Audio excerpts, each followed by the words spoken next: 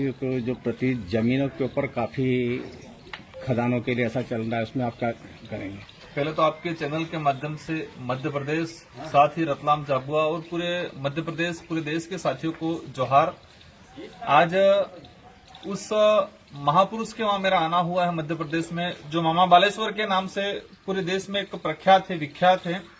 जिन्होंने आदिवासी समाज के अंदर आके, विशेषकर राजस्थान मध्य प्रदेश में आके उन्होंने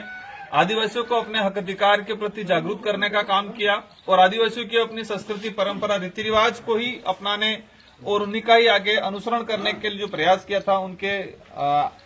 इनका जो अंतिम संस्कार जहां हुआ उस जगह पर मेरा आना हुआ, तो मैं उनको नमन करना चाहूंगा। आपका जो सवाल था, मध्य प्रदेश के झाबुआ इलाके के अंदर जिस तरह से आदिवासियों की जमीनों पे अतिक्रमण किया जा रहा है और सरकार कोई भी हो विकास के नाम पे उनको अतिक्रमण के नाम से हटा रही है। आदिवासी समुदाय यहाँ झाबुआ ही नहीं, पूरे देश के अंदर ये भारी समस्या है और झाबुआ में विशेष ज्यादा समस्या है। सरकारें अगर सच में आदिवासी हितैषी होती तो जो आदिवासी 1970 से अगर बात करें, 1970 में जिस जमीन पे बैठा उस जमीन पे मालिकाना हक दे देना चाहिए था।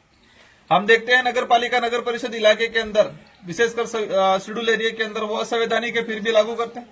जो 5 साल पहले आके कब्जा लेता है उसको मालिकाना हक मिल रहा है, लेकिन जो 60-70 साल से जिस जमीन पे बैठा हुआ उसको मालिकाना हक नहीं मिल रहा है।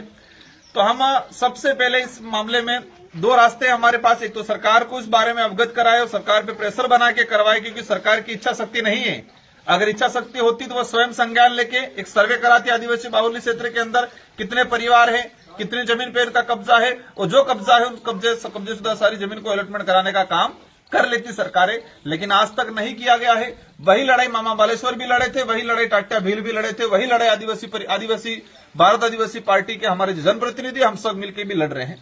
और अवश्य बहुत जल्दी मध्य प्रदेश के अंदर ये जो समस्याएं चल रही है, मध्य प्रदेश, राजस्थान, हर इलाके के अंदर हम लोग सत्ता में मुख्य भूमिका निभाएंगे आने वाले समय में और इन समस्या का समाधान करवाएंगे। आज तो मैं आपके चैनल के माध्यम से सरकार को भी कहना चाह रहा हूं कि आप आदिवासियों को सिर्फ वोट बैंक नहीं समझे, चुनाव के दौरान छोटी मोटी लालच दे के वोट लेने का काम करना बंद करें।